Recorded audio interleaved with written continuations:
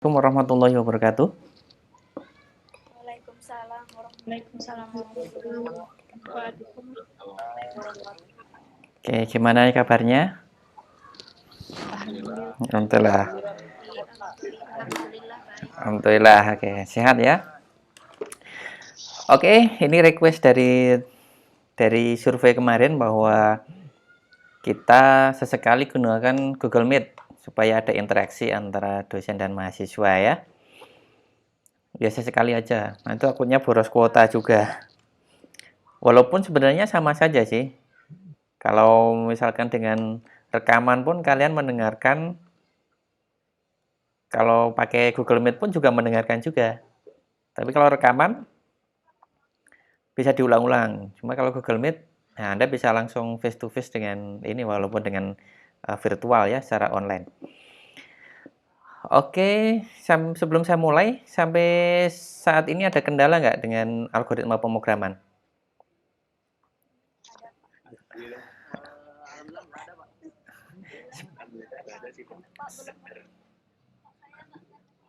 Nggak ngerti apa? Nah, nanti sambil diskusi dengan Asprak, nggak ada masalah. Anda bisa menanyakan, atau nanti saya buat thread khusus untuk menanyakan tanya jawab, untuk thread tanya jawab ya, walaupun di thread itu saya tidak real time langsung menjawab. Nanti saya coba buat thread di Google Classroom untuk tanya jawab yang memang kalian masih bingung. Kalau masih bingung, kalau di bagian pemrograman nanti bisa konsultasi dengan asisten praktikum. Kita belum mulai loh ini ya. Istilahnya kita masih pemanasan lah. Kita belum masuk ke core benar-benar ke pemrogramannya. Nah, hari ini kita akan sedikit memulai untuk ke sana. Kalau kemarin kan menurut saya baru pendahuluan ya. Baru pendahuluan tentang apa itu pemrograman, kemudian kita sudah baru mencoba beberapa istilah-istilah di bahasa pemrograman yang kita gunakan. Nah, sekarang kita akan berpikir bagaimana membuat algoritma itu sendiri. Ya. Oke, sebentar. Saya akan share screen terlebih dahulu.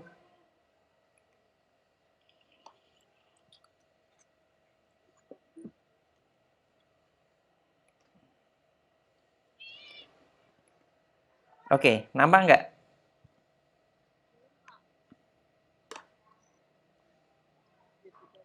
Sudah? Sudah kelihatan? Oke. Kalau sudah, coba mic-nya di mute dulu. Kita akan bahas tentang ini. Sebelumnya kita membahas ini ya, tentang bahasa pemrograman. Bahasa pemrograman. Nah, kita akan membahas tentang notasi algoritma sebelum kita masuk ke pemrograman. Walaupun nanti dalam praktikum kita paralel ya, kita mempelajari notasi algoritma dan kemudian kita juga membahas tentang pemrograman. Tapi ini yang menurut saya penting. Menurut saya penting, kenapa? Karena ini sebagai the way of things. Jadi ini sebagai panduan kita untuk pemrograman. Ini harus kalian kuasai terlebih dahulu sebelum Anda melakukan pemrograman. Ini sangat penting. Entah nantinya kalau ini sudah kalian fase, sudah oke, silahkan tidak dipakai notasi algoritma pun nggak ada masalah. Yang penting logical of thinking-nya sudah kalian peroleh. Ya. Apa itu notasi algoritma? Perhatikan di sini, penulisan algoritma itu tidak tergantung dari spesifik bahasa pemrograman dan komputer yang mengeksekusinya. Sehingga menurut saya ini sangat penting ketika kalian menguasai ini, Anda mau beralih ke bahasa pemrograman satu ke bahasa pemrograman yang lain, saya kira tidak ada masalah karena basic utamanya ada di sini. Gitu ya.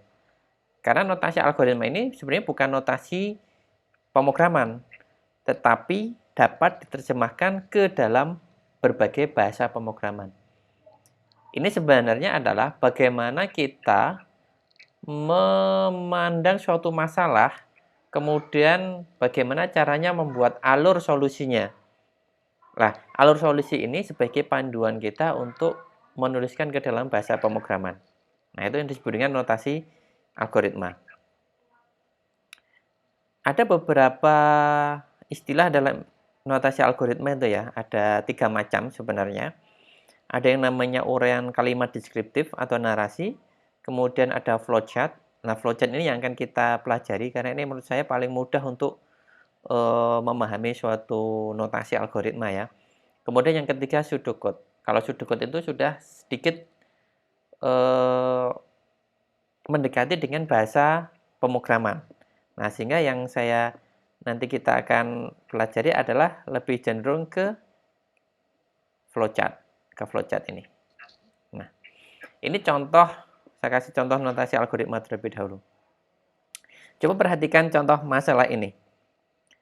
Kasusnya adalah ketika kita memiliki data nama dan nilai mahasiswa, maka kita bisa menentukan apakah mahasiswa itu lulus atau tidak lulus berdasarkan nilai. Misalkan seperti itu. Kalau nilainya lebih besar dari 60, maka mahasiswa tersebut dinyatakan lulus. Sebaliknya, kalau kurang dari itu, maka dinyatakan tidak lulus.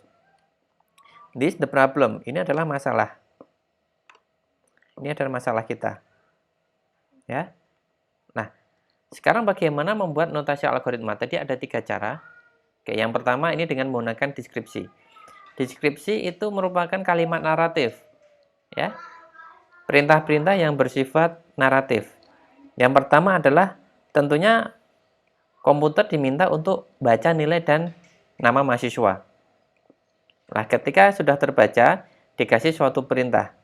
Ini adalah perintahnya. Jika nilai lebih besar dari 60, maka keterangan lulus. Tapi jika tidak, maka keterangan tidak lulus. Kemudian baru tulis nama dan keterangan. Ini kan perintah-perintah narasi dari kalimat ini. Ya. Kalau untuk masalah yang simpel seperti ini cukup mudah untuk membuat suatu narasi. Tapi yang agak sulit ketika kita memiliki masalah yang agak rumit. Oke ya. Ini bentuk narasi. Kemudian kalau dibuat dalam bentuk flow adalah seperti ini. Mulai, kemudian ini adalah perintah baca dan nilai nama nilai. Kemudian di sini ada perintah untuk apa? Mengetahui apakah nilai itu lebih besar atau tidak. Jika ya, maka keterangan lulus. Jika tidak, maka keterangan Jika tidak, maka keterangan tidak lulus. Jika ya, maka keterangan lulus. Nah, kalau sudah, baru tulis nama dan keterangan. Di sini ada yang salah sedikit karena ada kurang garis ini. Harusnya ada tambahan garis. Nah, ini adalah bentuk flowchart. Kalau bentuk flowchart seperti ini cukup mudah untuk memahami bahwa perhatikan di sini ada perbedaan simbol-simbolnya ya. Simbol-simbolnya beda-beda. Ini simbol-simbol yang berbeda-beda. Nah, inilah yang menunjukkan nanti perintah-perintah di dalam pemrograman. Saya kira flowchart lebih mudah memahami untuk menerangkan suatu masalah dan kemudian sebagai panduan untuk bahasa pemrograman. Kalau yang narasi ini kan masih bingung nanti gimana bahasa pemrogramannya. Tapi kalau ini sudah jelas nanti. Ini nanti dalam bentuk apa, ini apa, nanti kita akan terangkan. Ini flowchart contohnya. Kemudian ini pseudocode. Pseudocode itu sudah sedikit mendekati dengan bahasa pemrograman. Di sana di mana dia ada deklarasi dan nama-nama variabelnya ya, nama-nama variabel yang diperlukan, kemudian deskripsinya. Ya. Deskripsinya hampir seperti narasi, akan tetapi dia perintah narasinya sudah mendekati bahasa pemrograman. Misalkan ini read, if, else ini ya. Ini sudah mendekati bahasa pemrograman. Nah, untuk itu saya kira kita ambil yang tengah-tengah. Saya tidak memberikan ketiga-tiganya. Yang kita pelajari adalah bentuk flowchart. Bagaimana kita memahami suatu bentuk masalah menjadi flowchart. Ketika flowchart sudah jadi, bagaimana kita menuliskan itu ke dalam bahasa pemrograman. Nah, menuliskan di dalam bahasa pemrograman nanti ada di praktikum. Gitu. Oke, kita masuk ke flowchart. Apa itu flowchart? Flowchart disebut dengan diagram alir. Ya. Ada bagan atau diagram yang menggambarkan alur atau alir penyelesaian masalah. Jadi mulai dari ujung sampai akhir itu terkoneksi. Biasanya disebut ada tanda panah. Ini sebagai menunjuk aliran dari mana ke mana. Nah, bagan-bagan ini menunjukkan bagian-bagian yang akan kita tuliskan dalam bahasa pemrograman nantinya. Nah, sebagai panduan ke sana. Ada 3 simbol secara umum. dalam flowchart yang kita ketahui yang disebut dengan flow direction symbol, yaitu simbol penghubung alur, ya. Penghubung alur nanti ada tanda panah, arrow, kemudian ada page connection dan seterusnya. Nanti kita akan perhatikan. Kemudian ada yang namanya processing symbol atau simbol proses. Simbol proses nanti ada percabangan, perulangan dan sebagainya. Kemudian input output simbol ini untuk simbol untuk baca input data dan untuk tulis atau untuk keterangan output. Oke. Nah, ini adalah simbol-simbol di dalam flowchart, ya. Pertama ada yang disebut dengan terminator. Terminator ini dipakai untuk awalan dan akhiran suatu program. Jadi setiap flowchart harus diawali dan diakhiri dengan terminator. Kemudian ini yang disebut dengan garis alir atau flow line. Kemudian ini ada preparation. Preparation itu biasanya digunakan untuk inisialisasi awal, pemberian harga awal. Pada umumnya ini dipakai untuk pada alur perulangan. Nanti kita akan pelajari alur perulangan. Preparation. Kemudian di sini adalah proses. Proses di sini merupakan digunakan untuk simbol pemrosesan suatu data. Jadi ketika ada operasi, ada perhitungan-perhitungan. Kemarin kita berbicara tentang operator. Nah, ketika suatu nilai itu ada operatornya, maka dia akan masuk ke ini simbol proses. Kemudian ini sebagai input output. Jadi baca data dan keterangan untuk nulis data itu menggunakan simbol input output. Oke. Kemudian simbol yang lain ini disebut dengan predefined process atau subprogram. Atau fungsi, disebut dengan fungsi. Nah, kita akan banyak menggunakan simbol ini ketika kita sudah masuk ke pembahasan tentang fungsi atau bagaimana membuat suatu fungsi. Nanti kita akan pelajari lebih lanjut di Alpro 2 nanti tentang subfunction itu atau subprogram ini.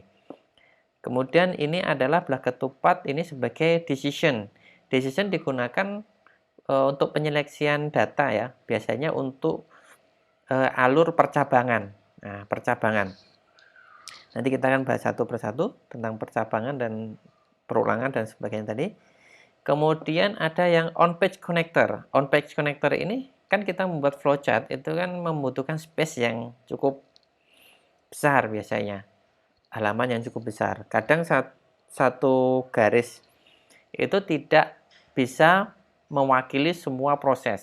Sehingga dia harus terhubung atau dipindahkan ke bagian yang lain atau halaman yang lain. Maka kita perlu yang namanya konektor. Konektor antara flowchart satu dengan flowchart yang lain. Nah, ketika flowchart itu di dalam satu halaman yang sama, maka kita menggunakan on-page connector. Tetapi kalau flowchart yang akan kita hubungkan itu berada di halaman yang lain atau beda halaman, maka kita menggunakan off-page connector. Ini tentang beberapa simbol-simbol flowchart. Oke. Nah, bagaimana kita membuat flowchart? Tadi sudah saya sebutkan bahwa tadi diawali dengan terminator. Nah, ini yang paling penting. Sebenarnya bukan hanya membuat dalam flowchart saja, tetapi dalam pemrograman juga atau kita memahami suatu masalah ini very important. Sangat-sangat penting ini. Sangat penting. Bagaimana kita menentukan ada suatu masalah, input, proses, dan output. 3 poin penting ini yang harus kita perhatikan. Bagaimana suatu masalah itu kita perlu input, kemudian ada perlu proses, dan ada perlu output. Kan itu. Nah, kita ambil contoh yang di atas sebelumnya tadi. Nah, ketika ada masalah seperti ini, diberikan nama dan nilai mahasiswa, jika nilai tersebut lebih besar atau sama dengan 60, maka dinyatakan lolos. Jika tidak, maka dinyatakan tidak lolos. Coba perhatikan. Di sini kita memiliki input apa? Input sebagai masukan, yaitu nama dan nilai mahasiswa. Ya, input. Kemudian prosesnya apa? Prosesnya adalah membandingkan apakah nilai itu lebih besar sama dengan 60 atau tidak. Ini proses. Kemudian outputnya adalah apa? Outputnya adalah keterangan. keterangan. Ya, keterangan berdasarkan dari proses di sini. Nah, ini input, proses, output. Identifikasi tiga ini sangat penting sebelum kita membuat flowchart atau sebelum kita melakukan pemrograman. Nah, kemudian yang berikutnya adalah diawali dengan terminator. Ini terminator start. Kemudian setiap simbol dihubungkan dengan garis alir. Nah, pada umumnya terdapat input dan sebuah output ya. Berarti pada umumnya harus ada satu input dan satu output pada umumnya.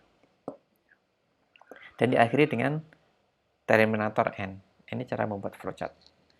Oke. Kita contohkan di sini. Penjumlahan dua buah bilangan. Oke. Kalau masalah penjumlahan dua buah bilangan, maka kita identifikasi. Ketika ada kasus bagaimana kita ingin menjumlahkan dua buah bilangan, maka kita identifikasi inputnya apa? Input kita bisa menggunakan A, B sebagai inputnya. Atau dalam kasus ini, bilangan 1 dan bilangan 2. Misalkan contohnya. Ini input. Kemudian prosesnya adalah apa? Prosesnya, karena kita diminta untuk menjumlahkan, maka prosesnya adalah dijumlahkan A plus B. Atau bisa kita buat bilangan 1 ditambah bilangan 2. Ini proses. Ya, proses. Katakanlah dalam proses ini saya buat satu variabel baru yaitu jumlah, maka outputnya adalah apa? Outputnya adalah jumlah. Maka ini penting mendefinisikan input, output, dan proses. Nah, kalau sudah seperti ini, maka kita bisa untuk membuat flowchart-nya. Yaitu kita mulai dengan terminator, kemudian kan input. Ini input, ya. Masukkan baca bilangan 1 dan bilangan 2. Prosesnya, masukkan ke dalam suatu proses. Nah, outputnya masuk ke dalam output. Kemudian selesaikan dengan terminator selesai. Dan hubungan dengan tanda panah atau direction flow. Ya, flow line. Direction flow line. Nah, yang penting kita punya identifikasi input, proses, dan output untuk menentukan apa ini namanya? Flowchart. Nah, nanti dalam bahasa pemrograman juga sudah oke, ini blok 1 baca. Apa itu baca? Bisa pakai input misalkan. Input A misalkan. Ini bilangan 1. Nanti bilangan 2 sama. Bilangan 2 sama dengan input B. Kemudian prosesnya jumlah sama dengan bilangan dan seterusnya. Ini nanti akan mudah untuk ke panduan ke bahasa pemrograman. Ke bahasa pemrograman. Ya, sebagai panduan. Nah, jadi dari masalah, kemudian identifikasi input, proses, output, buat dalam flowchart. Nah, flowchart ini sebagai jembatan kita untuk mempermudah dalam menuliskan ke dalam bahasa atau menerjemahkan ke dalam bahasa pemrograman. Ya, kebetulan kalau contohnya ini mudah. Nanti kalau contohnya yang agak sulit, nah kita juga perlu mikir juga ya. Mikir juga. Maka sangat penting ketika ada masalah, perhatikan IPO-nya, kemudian bikin flowchart, kemudian baru ke bahasa pemrograman. Nah, ini sebagai latihan kita bagaimana logical thinking kita dari masalah ke bahasa pemrograman. Kalau kalian sudah expert, saya kira mungkin sudah tidak kepakai lagi. Misalkan dari masalah langsung ke bahasa pemrograman. Nah, tapi kan sulit juga, kita belum belajar tentang bahasa pemrograman. Maka pemahaman tentang algoritma dalam bentuk flowchart itu sangat penting untuk sebagai latihan kita supaya kita tahu pola berpikir bagaimana menyelesaikan masalah kemudian dengan menerjemahkan ke dalam bahasa pemrograman. Oke. Ini sebagai latihan bagaimana menuliskan flowchart untuk algoritma mencari luas segitiga. Bagaimana mencari waktu tempuh dengan masukkan jarak dan kecepatan. Oke. Saya kasih satu di sini ya. Nanti yang kedua silakan Anda kerjakan. Bagaimana mencari luas segitiga? Inputnya apa? Identifikasi input. Luas segitiga, berarti kita memerlukan apa? Alas dan tinggi. Oke, ini input. Prosesnya adalah alas kali tinggi bagi 2. Oke, maka outputnya adalah luas. Nah, sehingga di sini kita buat dalam variabel luas. Kan gitu ya? Lah, yang jadi masalah adalah luas segitiga tidak selalu alas kali tinggi bagi 2, kan gitu. Nah, jadi prosesnya banyak sebenarnya. Maka identifikasi input, proses, dan output itu sangat penting. Nah, kalau sudah seperti ini, maka kita bisa membuat flowchart-nya adalah mulai, kemudian kita tentukan apa input, baca, A, dan T. Kan gitu. Kemudian kita berbicara proses. Ini masih sederhana ya. Kita akan belajar bertahap. Nanti setelah ini kita akan belajar tentang percabangan, perulangan, sampai yang lain-lainnya.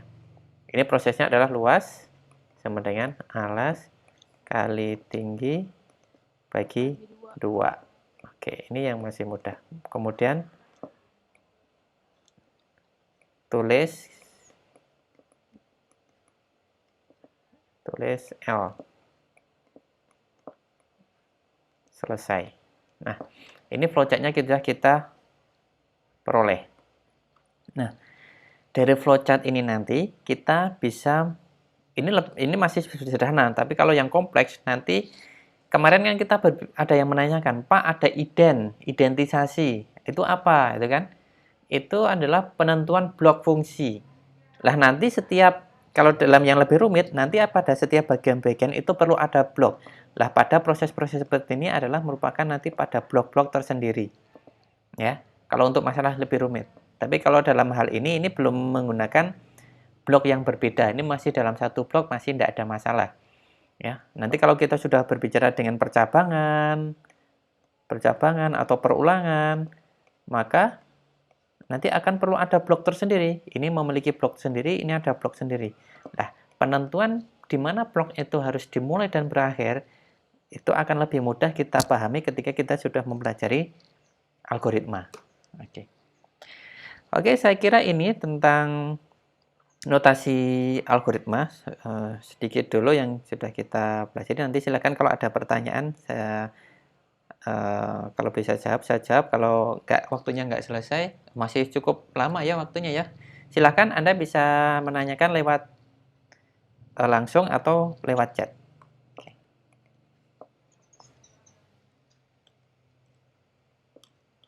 Oke. Atau enggak Anda bisa mencoba yang ini tadi, yang apa? Mencari waktu tempuh ya, dengan masukkan jarak dan kecepatan.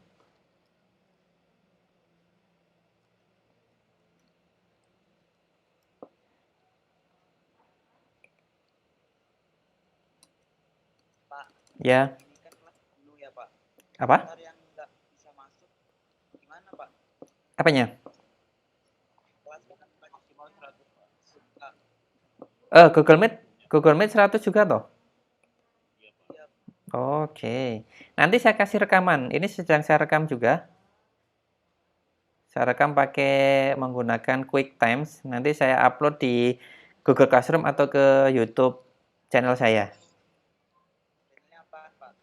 Yang kemarin sama, yang saya kirim sebelum-sebelumnya kan saya. Nanti kalau enggak saya kirim link ke YouTube-nya ya. Kalau enggak di Google Classroom, di Google Classroom. Oke, silahkan kalau ada pertanyaan. Oh ya, sebentar. Pak, mau tanya Pak. Ya. Tadi kan ada 2 tugas supaya mencari luas segitiga sama tadi sisanya itu untuk apa tuh? Itu tugas itu dikerjain atau bagaimana Pak? Ya dikerjain dong. Dikumpul. Nanti saya kasihkan link tempat assignment di Google Classroom. Nanti kirim ke sana aja. Oke, terima kasih, Pak. Oke, silahkan kalau ada pertanyaan. Boleh menanyakan hal yang materi yang kemarin, nggak ada masalah.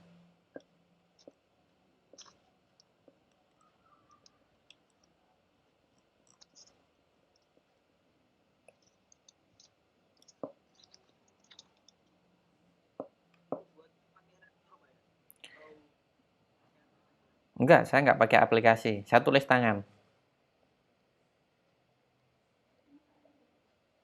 Kalau Anda mau pakai aplikasi ya silahkan.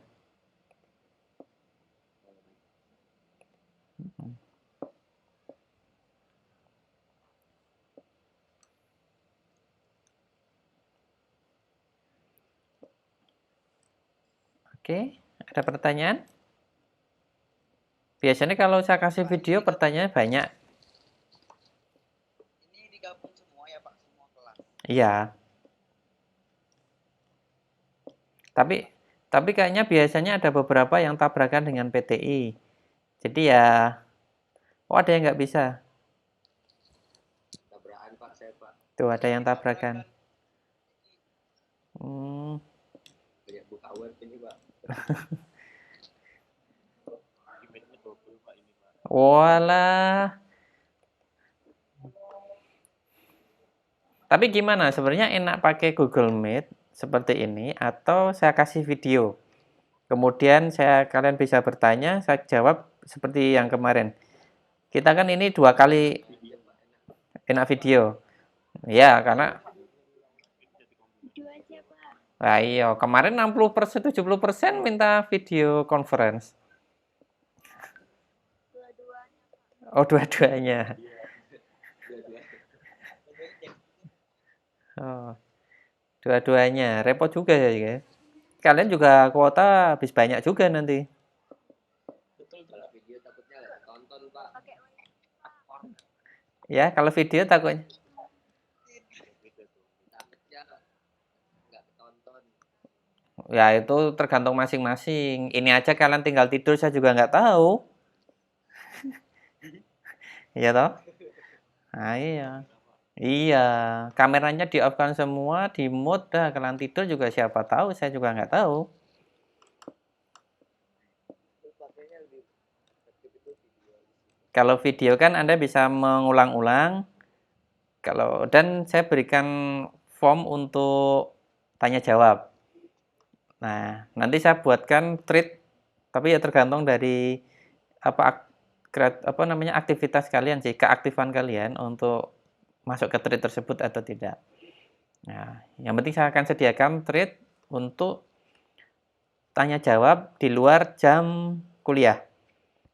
Jadi kalau yang kemarin kan setiap jam kuliah, video saya upload terlebih dahulu, kalian pelajari, kemudian kalau ada pertanyaan lewat Google Form yang saya kirim.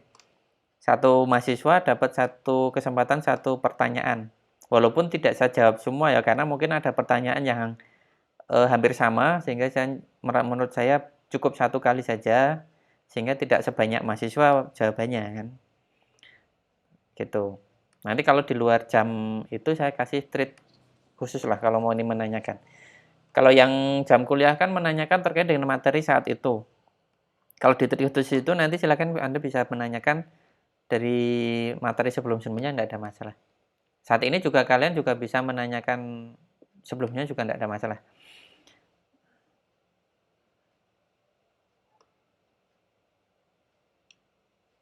Untuk deadline itu kalau yang semester kemarin saya biasanya 1 kali 24 jam.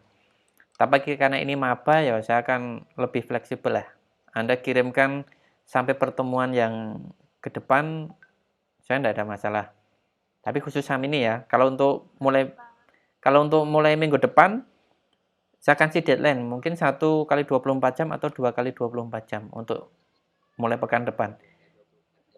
Ya, karena ini kan 4 kali pertemuan awal kan masih kemarin ada yang masih P2K kan, susulan itu mungkin masih agak susah untuk mengikuti. Jadi untuk tugas-tugas, dan saya tidak terlalu banyak menggunakan banyak tugas kecuali di praktikum itu kan. Karena praktikum itu penting karena itu nanti akan kalian gunakan sampai di Alpro 2. Sampai Alpro 2 nanti akan pakai itu semua, pakai Python. Apalagi kalau nanti Anda yang pengen mata kuliah data mining, yang kemarin pengen jadi data science itu kan, kita akan banyak menggunakan Python.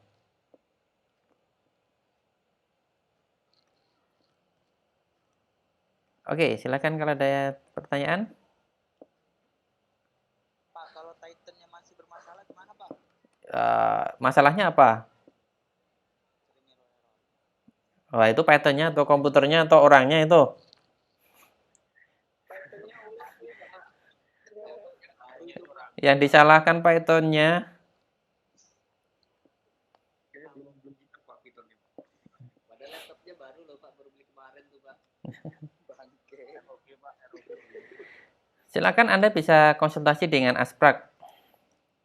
Seandainya kita buat pakai aplikasi vektor ya, tugas tadi, nah itu perintahnya sama dengan yang Bapak tulis tadi atau beda? Ya, silakan kreativitas kalian aja. Yang penting menurut saya adalah bagaimana Anda memahami suatu masalah, kemudian identifikasi input-output proses, dan kemudian bisa menerjemahkan dalam bentuk flowchart. Nah, ketika Anda sudah berbicara sampai ke flowchart, baru kita berbicara tentang masalah pemrograman. Ini sebenarnya melatih untuk berpikir, ya. Ini sebenarnya untuk latihan berpikir. Saya tidak menyatakan tugas Anda benar dan salah, tetapi ini sebenarnya adalah proses berpikir. Karena apa?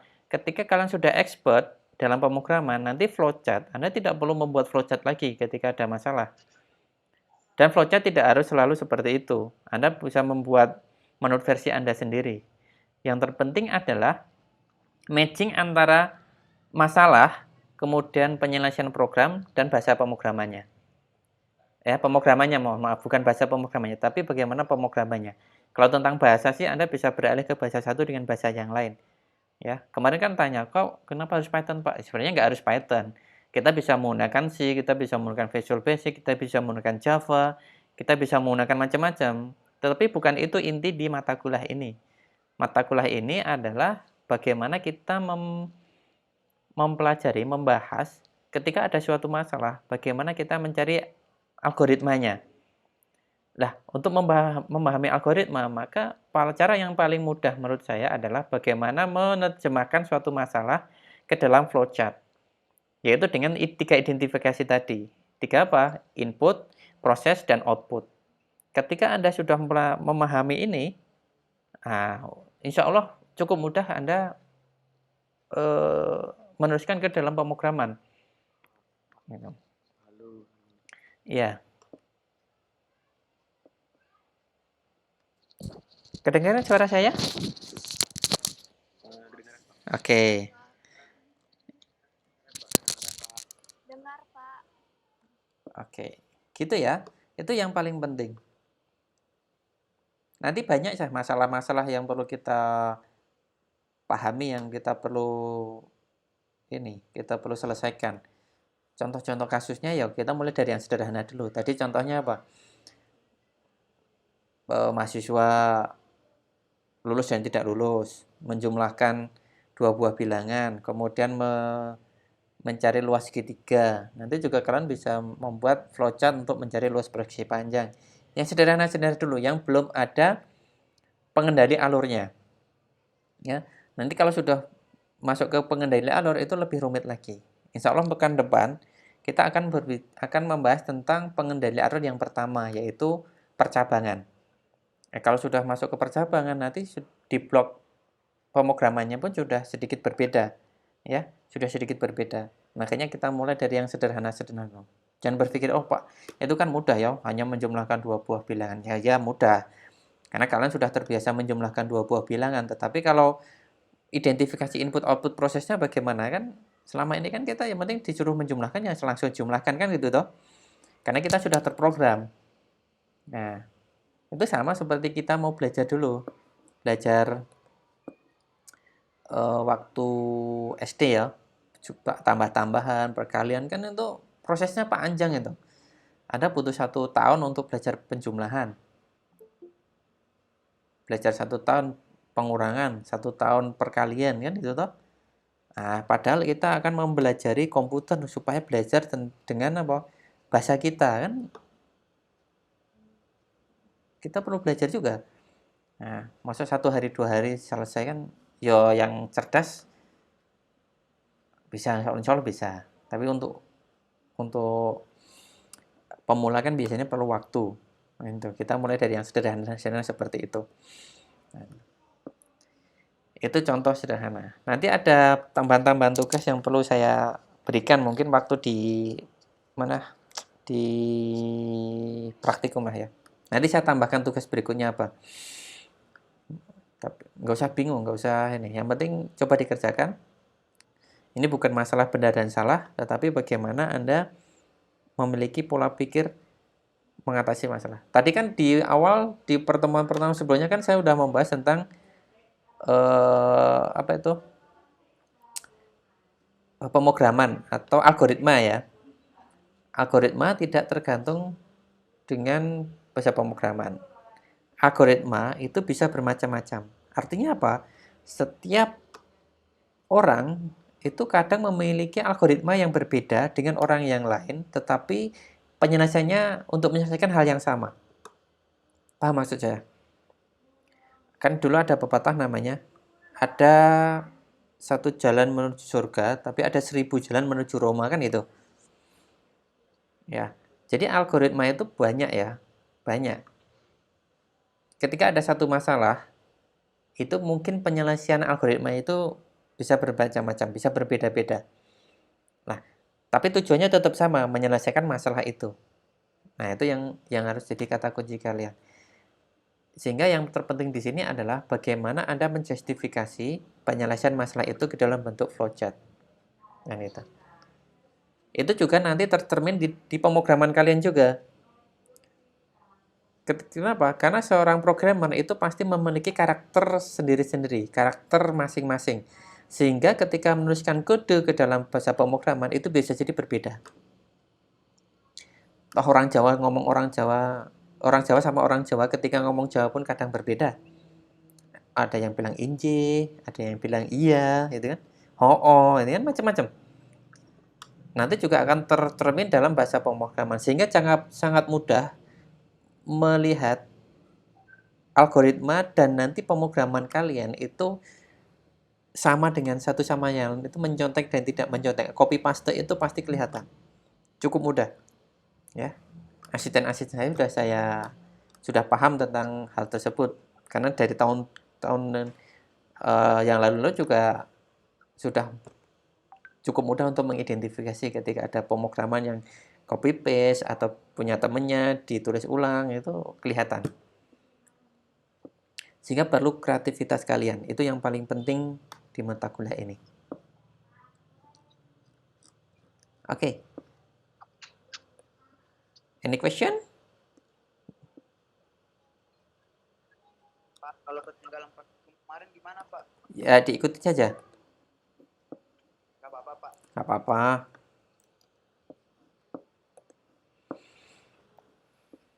Kan modulnya sudah saya berikan toh? Iya, Pak. Jadi classroom. Oke, classroom, terus kemudian di kode lab. Yang kode lab itu loh, yang dalam bentuk HTML. Sudah, Pak. Ya, dalam bentuk HTML kan sudah praktikum awal sampai akhir. Kecuali string belum saya tambahkan. Kurang 1 string saja, itu yang belum saya kompleti. Anda bisa pelajari itu sendiri dulu. Nanti kalau ada masalah, tinggal kalian diskusikan. Paling tugas-tugasnya belum saya tambahkan di sana. Tugasnya nanti rahasia lah ya. Per pertemuan nanti saya berikan.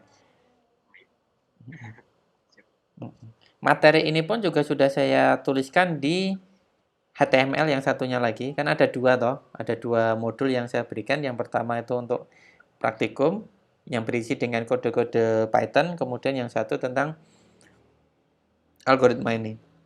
Nanti Anda bisa runut dari atas ke bawah, ada contoh-contohnya juga ada. Kalau untuk yang pertemuan 1 sampai 4 ini masih relatif ringan lah ya. Nah, nanti kalau sudah 5 ke atas itu sudah agak agak berat. Anda perlu mikir cukup cukup cukup keras ya bagi yang mau mikir maksudnya. Kalau yang nggak mau mikir ya sudah sama aja. Nah,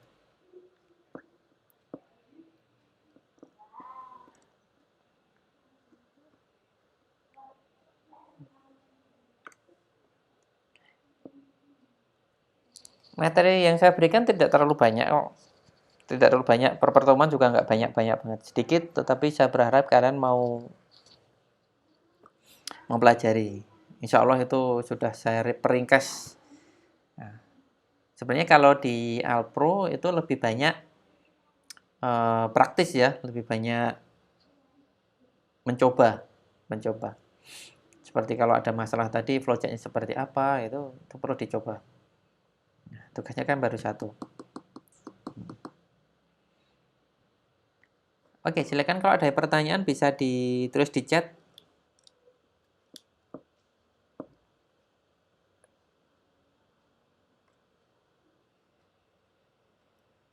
Halo.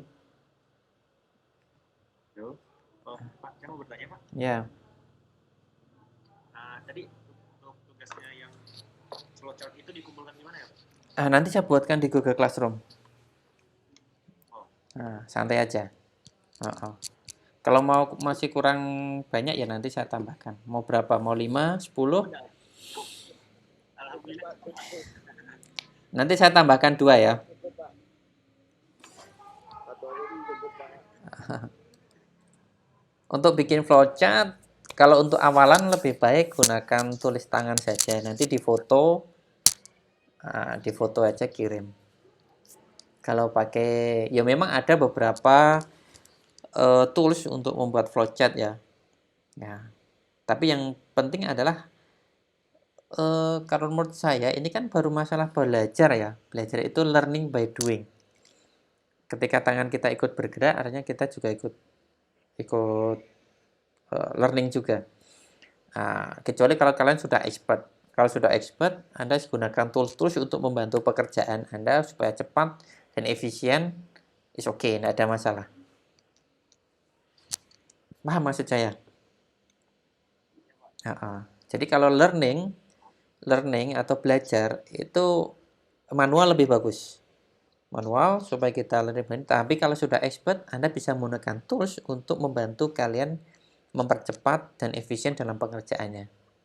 Karena sebenarnya yang saat ini kan bukan cepat dan ini ya efisiensi pekerjaan ini ya, tetapi insight bagaimana kita berpikir. Itu sih menurut saya. Karena saya sampai sekarang masih kadang menggunakan coret-coret. Pakai coret-coret. Nah, kalau sudah baru insight-nya muncul, baru kita ini eksekusi. Tapi kalau yang sederhana, yang tidak perlu coret-coret, sudah langsung tik, sudah paham, nah udah langsung kerjakan, tidak ada masalah.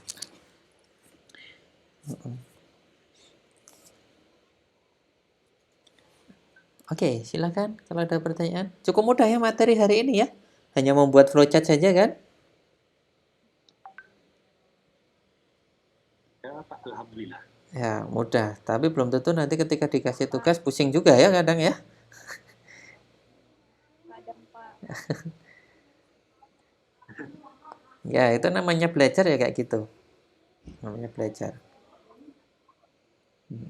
Belajar itu sedikit, yang penting mentes. Mentes itu apa ya bahasa Indonesianya ya?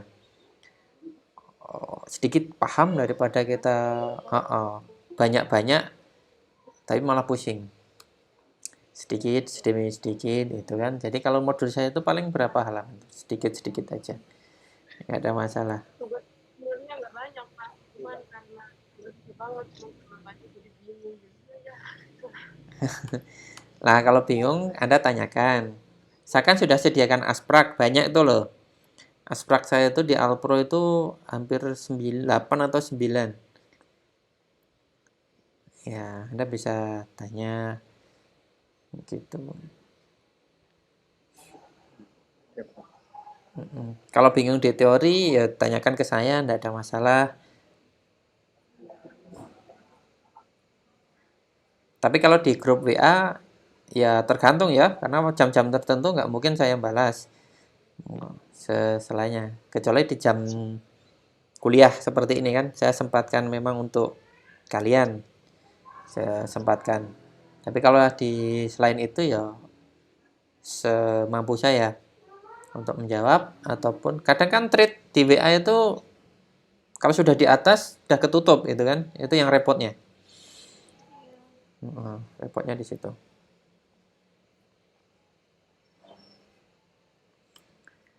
Oke, kita baru setengah jam loh kuliah nih. Kok masa nggak ada pertanyaan? Berarti hanya ada dua kemungkinan. Anda memang sudah paham atau memang belum paham sama sekali. Pilih yang mana?